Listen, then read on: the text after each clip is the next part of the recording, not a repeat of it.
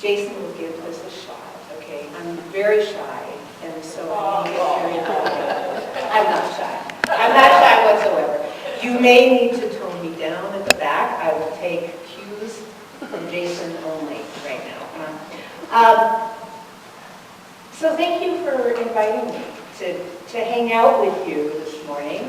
As I look around the room, I see some people that I know and love. And I research my memory banks as to why and where and how I know and love these people.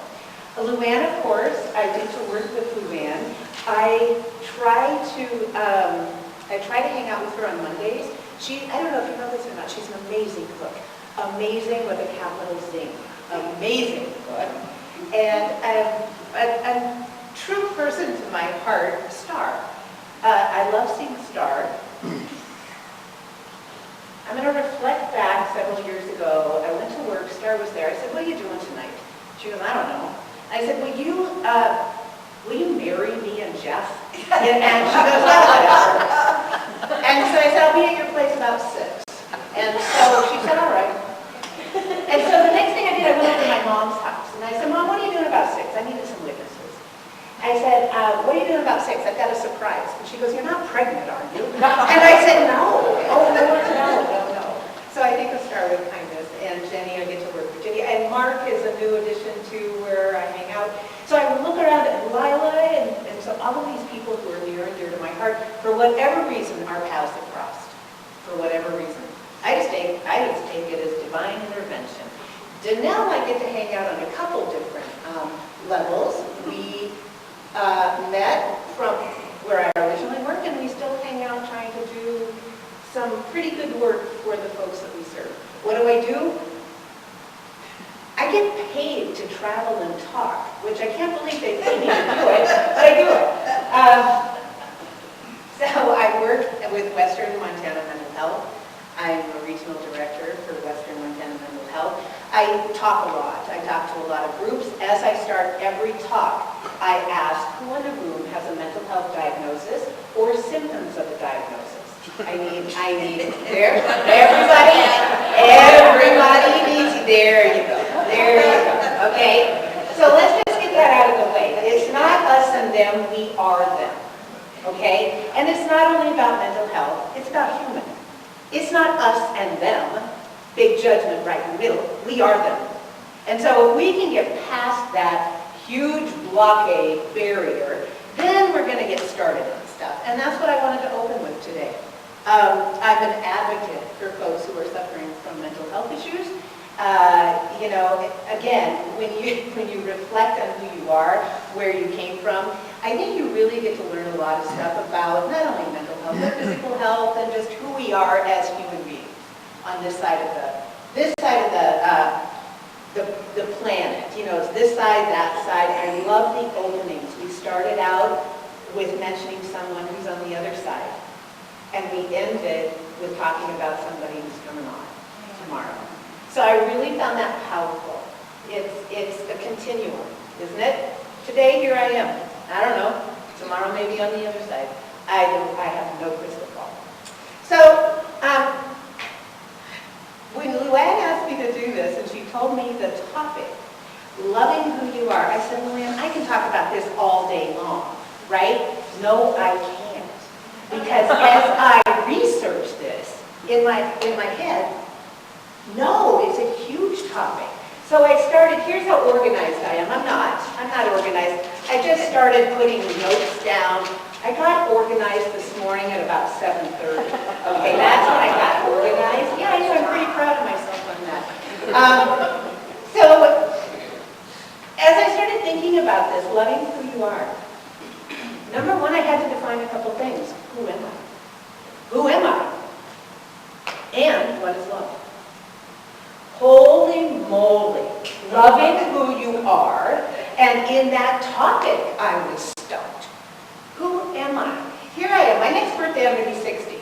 I've learned to tell everybody I'm 74. You know what I get? I get, dang, you're hot. I know, right? I know. So let's just redefine that. I used to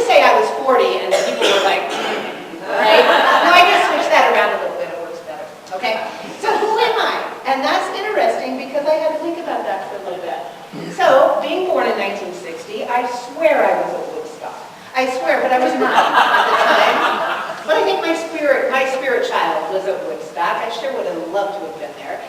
So I think about who I am and where I came from. And then it took me down another path of who my guides are. So who am I? I am Karen, the oldest of 3 girls. I have 2 little sisters. My parents, I'm a 4th generation Bitterrooter. That tells you a lot, doesn't it? My mom was from Hamilton and my dad was from Derby. Does that tell you a lot? My mom was valedictorian of her class. My dad was from Derby.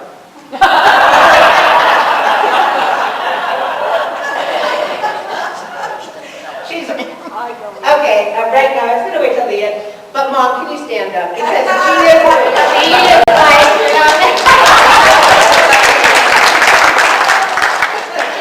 so she's probably wondering, oh, please watch what you say.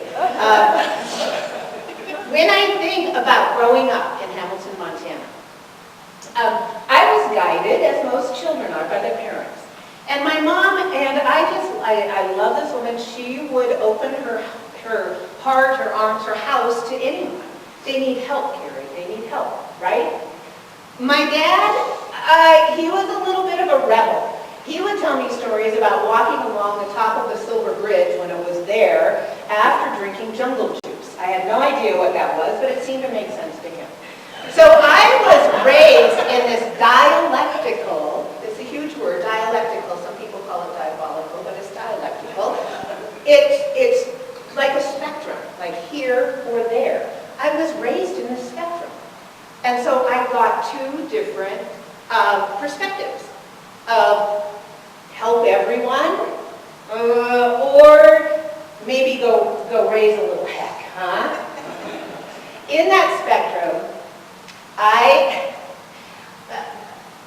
incorporated 2 kind of spirit guides, and they sit on my shoulders. Some people call them, good, bad, black, white, whatever. Here's my spirit guides. Sacagawea is right here.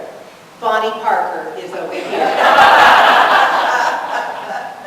So when I'm faced with things in my life, decisions that need to be made, what would Sacagawea do, right? Here's a 16-year-old girl who, for whatever reason, found herself with this gaggle of guys walking to the ocean on the West Coast. Oh, she's 16, and she's got a baby, okay? That was a wonderful idea for her to do that. And so Sacagawea to me is wisdom. She's wisdom, she's like, get the job done, just insistent on making new things happen. Bonnie Parker, on the other hand. So Bonnie Parker intrigues me. Bonnie and Clyde. Did you know that Bonnie Parker was 4'9"? I had no idea until I really started researching. Clyde was 5'4". They were a force to be reckoned with. They didn't last past 23. But that was a love story like I really hadn't thought about. Their complete love or whatever, magnetic attraction to each other. So I'm either listening to Bonnie Parker or Sacagawea in my head, right? You've got them too. Identifying them is really fun. So as I thought about doing this talk today, I thought about where am I going to get my material, right? Number 1, who am I and what is love? So I called my 4 kids. I've got 4 kids. Thanks, Lynn. And I said, what do you love about me? You say you love me. What do you love about me? And I'm going to give you a little hint. If you want to know what they're going to say at your funeral, do this. It's really cool because you hope that they're going to mimic what they told me yesterday. And so my oldest, she's 33. She's a Air Force. She's a first sergeant in the Air Force, senior master sergeant. And this was a first for her. And she said, you never gave up on us. I didn't know I had a choice. I didn't know I had a choice of giving up. With who was there? Sacagawea, right? Going through the motions. And I really thought, okay, that's a really, and she said some other kind words, but that was the one that stuck out at me. The next one, Megan, she lives in Missoula. She's a case manager at the Office of Public Assistance. She, too, has a helping kind of nature within her. She loves her job. And she had a long list. Now this child, and she may be my favorite at this point, she said, you know, she said, you're happy, you're funny. I always thought I was funny, and there were many times all four of them looked at me and they said, you're not funny. But I thought I was funny, so that was okay. And so she had her long list, and then the next one, he's a nurse. He's going to medical school pretty soon, and he's in North Carolina. He works at a hospital. I didn't know how this one was going to go. He was either going to be the best criminal I ever knew, or he was going to be the best doctor I ever knew. I don't know which one, but whoo! He is a nurse in North Carolina, and he's going to medical school. He said that I always had acceptance. I always had acceptance for whatever they came up with. And that brings me to my next part. I've really minimalized what goes on in my head. I've really deduced it to two-word phrases. I'll get to those in a second. So he had total acceptance. I like that. That kind of removes any kind of judgment. And again, going back to I didn't know I had a choice. So, and then the last one, Kyle, bless his soul. Kyle's 24 years old. He is the kid who probably taught me the most. He was born with, I don't call it an affliction, I call it I wish I had it. He's on the spectrum. He's what was diagnosed as Asperger's. So Kyle sees the world very black and white. He sees the world, social gatherings just aren't for him. So I said, what do you love about me, Kyle? He said, I can count on you 95% of the time. And I thought, those are good margins. Good margins, right? I asked my mom, what do you love about me yesterday? And she said, you think outside the box. That was really, really insightful, and I'm really kind of proud that I do think outside the box, because, again, that's my second read, right? When I say that I've taken everything that I think in my head and I've kind of deduced it to two-word phrases, it's gotten me through a lot, and I don't know if that's being a child of the 60s, I don't know what that's about, but it works. So I've started to ask, what if? What if? I've started to ask, who said? I've started to ask, but why? I started to ask, or say, that's interesting. When things come at me that I really can't wrap my brain around, that's interesting. Let me ponder that. I agree. Do you know how to take somebody out of an argument? Agree with them. Even if you don't, say, I agree, because you might ponder it, and you might agree with more than you think that you don't. So I agree. I really learned brilliant idea, as these children came home with tattoos on their stomach at 14, as I was picking them up from the police station. Brilliant idea, right? I love those two words. I've learned hang on. Hang on has given me pause. When I say hang on, I'm telling myself, because I'm quick to judge, I'm quick to jump to emotion, and I stop and I say, hang on, hang on. And then that takes me to a wise mind. Talk about that in a second. I love my wise mind. And my last two, just because I woke up last Sunday, I did a yoga class last Sunday, first ever. It was very, very zenful. I like this yoga stuff because it takes me to a place in my head that's very zenful.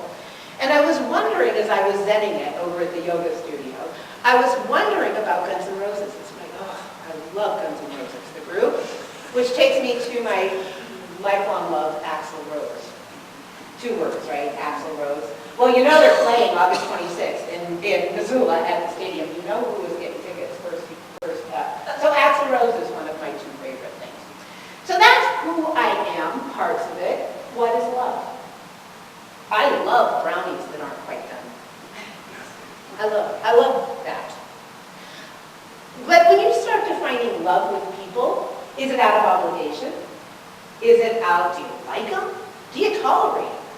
What is love? Is it that little pitter patter? Is it that, I had a hard time defining that. So when it's like loving who you are, okay, now I know who I am, now what do you love? Do you know how we doing, Jason? I'm slipping all over the place. You know what I love about myself as I was thinking about that? Because you tend to, I love that I'm short. I didn't used to love it, but I love that I'm short. I was in the Army, and I lived in Europe for 25 years. I learned a lot from the Europeans. But I wanted to be a military police person, and I was too short. And so that took me down another road for social work and counseling. And so I'm very grateful that I was too short.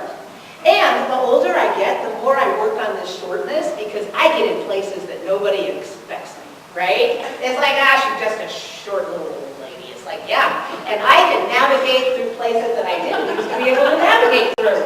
I love that part. But when you start thinking about what love is, and when you're thinking about loving yourself, I think that there's an acceptance. I think when you think about loving yourself, I bet you can think of a whole gaggle of stuff that you don't love about yourself. So when you're in your head, you have a whole list of stuff you don't love. Let's start changing that mindset and changing on how you think and how you feel, more importantly, and what you do love about yourself. I love that I'm short. I keep saying I'm funny. One of them does. I'll be redoing the will later on the chapter. The two things that I look at, and anyway, I'm really bad at time. Again, I could probably talk all day. I need somebody to 20-minute me or 20. Yeah, about I've got 3 minutes left? Holy moly. I really can. So the two things that I look at when I think about peacefulness, and I think about mindfulness, right? What does it mean to be mindful? That means of letting go of judgment. That means going Zen-like. That doesn't mean, in a trance. It just means living intentionally. Please try to live deliberately and not by default. When you live by default, you're just a robot going through the motions. When you are living intentionally and deliberately, you deliberately look at people and you see who they truly are and you understand the true meaning of love. When you're being mindful, you're an observer. Observe it and accept it. We're made of Teflon pan material. Don't take everything very internally. Let it slide off, okay? I want you to think about how your brain works. Think, feel, and then act. So when you're thinking a thought. It will cause an emotion, not other way around. People tend to think that your emotions cause thoughts. It's not like that. You think a thought. Sometimes you have to dig deep of what that thought is. It creates an emotion, and then you act. All right? So just be aware, be mindful of your thoughts, so you can create the emotion you're looking for, and then you can act on it or not. Live deliberately with I intend to. Every time someone tells me to have a good day, I intend to. I intend to have a good day. I do that with intention. The two things that I look at that I really try to mimic are my 2-year-old grandson. He doesn't care. Do you know what? He wakes up every morning just to have a good time. So does my German Shepherd. Wakes up every day just to have a good time. I want to be more like Ryan and Toby. That's who I want to be like, right? Let all this other stuff go, because our worst critics are ourselves. And our biggest judgers are ourselves. So I'm going to let that go. If I need it, I'm going to go find Ryan, because he's going to teach me what I need to be thinking and what I need to be doing. My spiritual journey, I am who I am, and it's made up of everything that I learned in traditional churches, in traditional settings. Now I get most of my spirituality from the woods. I love the song, Lou, and thank you for summer, it's coming. The woods give me peace. And that's not by accident. I think that is all by divine interference or perception, is however you want to look at that. So I do put it upon you to dig deep, find your spiritual self, and be happy and peaceful with it. I'm going to leave you. Are we there already, Lou? Are you sure? Round 2 coming up. I want to leave you with, I get a spiritual email every morning, and it's by Abraham Hicks. I just love the concept of that, being on the other side, coming back in, giving little notes from the universe, and kind of like that. So one came across the other morning, and I thought, oh, this is a great thing to ponder on. So Abraham Hicks says, we are really advocates of getting as happy as you can be, which takes care of everything, being happy. Even if you don't have reason to be happy, make it up. You can do that. Fantasize it. Make a decision that you're going to be happy one way or another. No matter what. No matter what, I'm going to be happy. If I have to ignore everybody,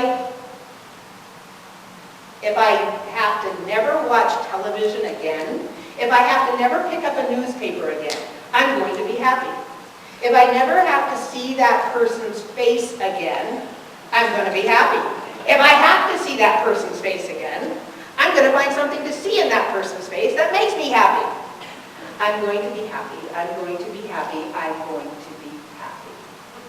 Be mindful of your internal compass that you have, your internal guide. I love when you said the word alignment.